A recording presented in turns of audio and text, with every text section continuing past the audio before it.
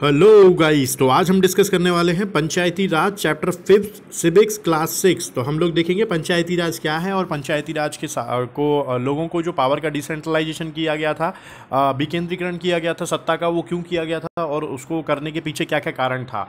और हम देखेंगे कि किस तरह से किसके क्या व्यूज़ थे, ग्राम सभा ग्राम पंचायत क्या होता है, म्यूनसिपल कॉरपोरेशन क्या होता है, और उसके साथ में जो छोटी छोटी चीज़ें हैं इंपॉर्टेंट, वो हम इस चैप्टर में कवर करने वाले हैं।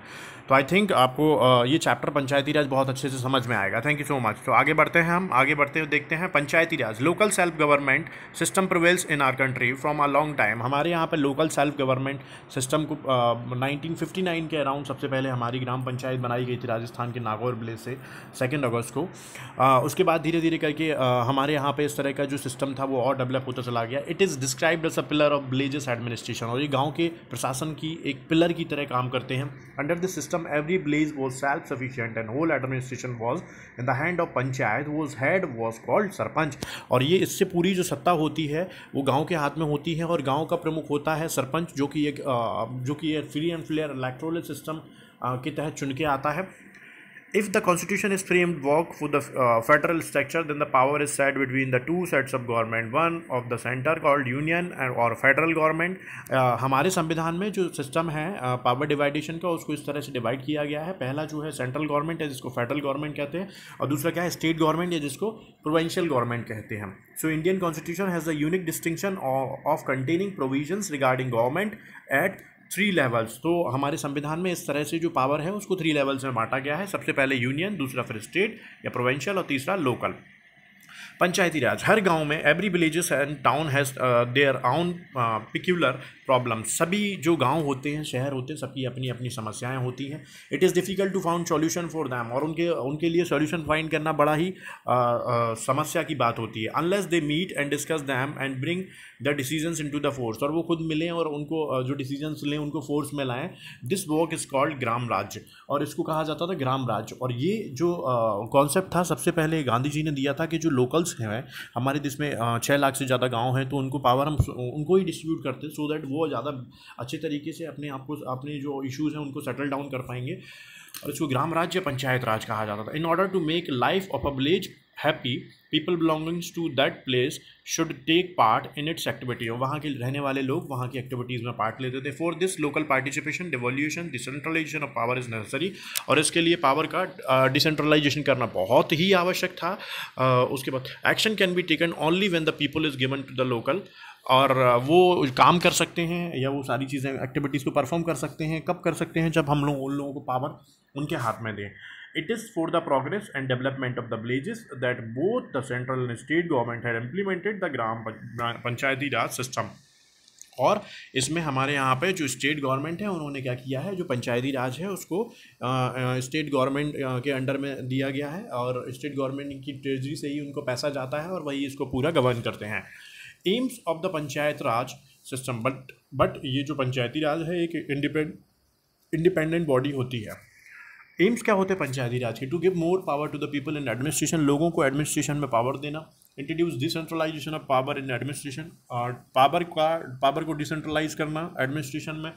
Work for the comprehensive progress of a village, और विलेज के कॉम्प्रिहेंसिव प्रोग्रेस में कहीं ना कहीं आपको एक्टिवली रोल प्ले करना है। Local administration village, there are two kinds of villages administration institution, one is for the village and other for the town. 2 तरह के लोकल एडमिनिस्ट्रेशन होते हैं, पहला विलेज के लिए होता है, दूसरा टाउन के लिए होता है।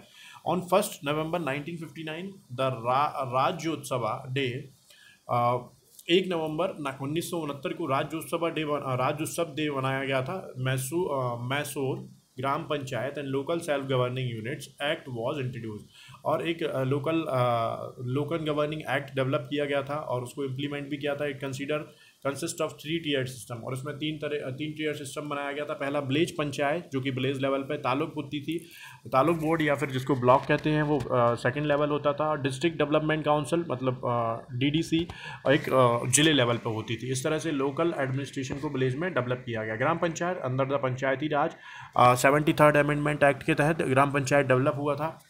The role of gram panchayat is very important, इनका रोल बहुत ही इंपॉर्टेंट होता है। The progress and development of villages depend on it, और जो गाँव के जो विकास होता है पूरा इनके ऊपर डिपेंड करता है, ग्राम पंचायत के ऊपर। It is called the pillar of Gram Swaraj, और गांधी जी के ग्राम स्वराज के कॉन्सेप्ट का ये पिलर भी है। और Gram Swaraj, under this new act villages with 5,000 to 7,000 population and the adjacent small villages join together to create a ग्राम पंचायत। और जो 5 से 7,000 आबादी के बीच में जो गांव होते हैं उनको जो आसपास के छोटे छोटे गांव होते हैं मिलके एक ग्राम पंचायत बनाते हैं, और ग्राम पंचायत का एक हेड होता है जिसको सरपंच कहते हैं, वो रूल करता है। Where in Malan and hilly area, villages having a population of 25 are allowed to form a Gram Panchayat. Every 400 resident will have one representative and they are elected by the voters. But Malan जो गांव है उनमें जो hilly area है उनमें 2500 लोगों की भी मिला के और 400 रेसिडेंट्स को भी मिला के ग्राम पंचायत डेवलप किया गया था। एंड उसमें भी सेम वही प्रोसेस फॉलो होती है। रिप्रेजेंटेटिव इलेक्ट किए जाते हैं वोटर्स के थ्रू जो कि 18 ईयर से अबव होते हैं इन टर्म्स ऑफ 5 ईयर की टर्म के लिए। It is expected to meet at least once in 2 month, और हर 2 महीने में उन्हें एक बार मिलते ही थे वो लोग। Functions of gram panchayat, taking care of health and sanitation of village के हेल्थ और सैनिटेशन के लिए, स्वच्छता के लिए काम करना और उसका ख्याल रखना। प्रोवाइडिंग प्योर वाटर, पानी साफ देना। Providing drainage and street light, drainage अच्छा करना और स्ट्रीट्स लाइट्स बनाना, स्ट्रीट्स लाइट लगाना जिससे उजेला रहे। हाउसिंग को डेवलप करना। Establishing khadi and village industries, खादीज और विलेज इंडस्ट्रीज़ को डेवलप करना और नए नए प्रोग्राम्स बनाना। प्रोवाइडिंग एलिमेंट्री एजुकेशन, और लोगों को एलिमेंट्री एजुकेशन के लिए सजेस्ट करना और देना भी। Every revenue taluk will have a taluk panchayat. It consist of the elected members of the taluk panchayat. Revenue जो रहता है वो ग्राम पंचायत कलेक्ट करती है। ग्राम पंचायत कलेक्ट करने के बाद वो क्या करती है, इसके डेवलपमेंट जो गांव होता है उसके डेवलपमेंट में लगाती है। For every 1000 person 1 representative elected from the rural areas. Her 1000 person में से एक रिप्रेजेंटेटिव इलेक्टेड होता है रूरल एरिया में। In addition the local members of legislative assembly, members of legislative council and members of parliament are also member. इसमें जो MP और MLAs होते हैं वो भी इसके पार्ट होते हैं। Beside 1/5 of the president of the gram panchayat are appointed on rotation basis for a period of 1 year. और इसमें से 1/5 जो भाग होता है वो रोटेशन बेसिस पे अपॉइंट होते हैं हर एक साल के लिए। फंक्शंस ऑफ तालुक पंचायत, तालुक पंचायत के फंक्शन क्या होता है? To prepare the annual plans and budget suggested by the government. और जिला पंचायत जो एनुअल प्लान्स होते हैं जो सजेस्ट किए जाते हैं जिला पंचायत द्वारा और गवर्नमेंट द्वारा, उसको बनाना। तालुक के क्या क्या इंपॉर्टेंट फीचर्स होते हैं उसके बारे में हम डिस्कस करें। फंक्शंस होते हैं prepared agriculture extension, agriculture extension को प्रिपेयर करना, प्रोग्राम्स प्रिपेयर करना और रिक्वेस्ट को परमिशन देना। Conservation of soil and land development, soil और जो लैंड डेवलपमेंट है, भूमि है, उसको बचा के रखना और डेवलप करना। Promoting the use of non conventional energy sources, non conventional जैसे सोलर, विंड, इनको प्रमोट करना। Promoting primary higher and technical education, primary higher और टेक्निकल एजुकेशन को प्रमोट करना। Zila panchayat, it is one of the important unit of panchayat raj system at district level. A member for every 40,000 people is elected for the zila panchayat. हर 40,000 पे एक जिला पंचायत बनता है। But in case of Malnad hilly area 1 member is elected for the 30,000 people. वहाँ पे but 30,000 का cases है, 30,000 पे एक मेंबर को हम लोग चुनते हैं। In addition the member of Lok Sabha and Rajya Sabha who represent the district and the member of legislature are the member of Zila panchayat, gram panchayat and president and are also its member. अगर राज्यसभा और लोकसभा का मेंबर कोई है तो उनको भी वहाँ का मेंबर माना जाता है जिला पंचायत का। फंक्शंस क्या होते हैं? एक्सटेंशन प्लान फॉर एग्रीकल्चर और हॉर्टिकल्चर, हॉर्टिकल्चर और एग्रीकल्चर के लिए प्लान को एक्सटेंड करना। वाटर रिसोर्सेज और उसको मेंटेन करना। नॉन कन्वेंशनल सोर्सेज को बढ़ावा देना। वुमेन एंड चाइल्ड वेलफेयर जो प्रोग्राम्स हैं उनको बढ़ाना देना। सोशल विकास के और जो डिसेबल्ड और मेंटली जो लोग रिट्रेटेड हैं या जो जिस तरह से अपंग हैं उनके लिए डेवलपमेंटल प्रोग्राम्स को आगे बढ़ाना। Helping reading rooms and library developments करना। म्यूनसिपल लोकल बॉडीज़ में क्या क्या होता है? These are created to look after the welfare of the cities and town. ये सिटीज़ और टाउन के डेवलपमेंट के लिए होता है। There are three kinds.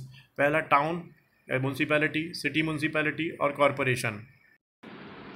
तो इसमें अल्टीमेटली टाउन म्यूनसिपैलिटी होती है, सिटी म्यूनसिपैलिटी होती है और कॉर्पोरेशंस होते हैं। Town and city municipalities they are constituted for the population of 10,000 to 50,000, 10,000 से 50,000 पॉपुलेशन के बीच में होती है इन टाउन्स और सिटीज़ में। Such cities municipalities council will have 15 to 35 elected member होते हैं।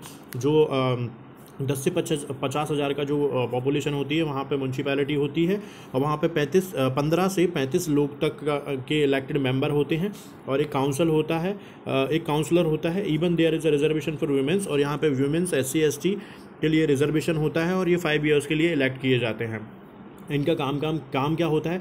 मेंटेन करना अंडरग्राउंड वाटर, अंडरग्राउंड ड्रेनेज को, पब्लिक गार्डन्स को, प्लेग्राउंड्स को और क्लीननेस को। इनका काम होता है सबसे पहले जो ड्रेनेज है उसको प्रॉपर सिस्टमेटिक अरेंज करना, पब्लिक के जो पब्लिक गार्डन्स हैं, जो कम्युनिटी रिसोर्सेज हैं उसको अच्छे से मेंटेन करना, taking care of road, streets, lights and sanitation. Road, street light और सैनिटेशन के जो भी काम है उसको देखना, provide relief in case of natural calamities के समय में रिलीफ देना, मेंटेन करना बर्थ और डेथ रिकॉर्ड को, extension and beautification of city को बढ़ाना और उसको ब्यूटिफिकेशन, उसकी सुंदरता को इंक्रीज़ करने का भी काम है। सप्लाई ऑफ ड्रिंकिंग वाटर को सप्लाई करना। उसके बाद म्यूनसिपल कॉर्पोरेशन और महानगर पालिका there are created where the population is more than 2 lakh. जहाँ पे 2 लाख से ज़्यादा जो आबादी होती है वहाँ पे महानगर पालिका बनता है। The number of members is decided by the state government decide करती है इसमें कितने होते हैं, बट अगर हम देखें तो मेंबरशिप जो रहती है 50 से 100 लोगों के बीच में कंप्लीट रहती है। कंप्लीट सिटी इज 50 से 100 लोगों के बीच में रहती है, और जो छोटी रहती है डिवाइडेड इनटू वार्ड्स में रहती है। Each ward 1 member is elected. सारे मेंबर से सारे वार्ड से एक मेंबर इलेक्ट होकर आता है। The term of corporation is 5 year. जो कॉर्पोरेशन है उसका जो टर्म है वो 5 ईयर के लिए होता है। To help administration and administrator is appointed by the government.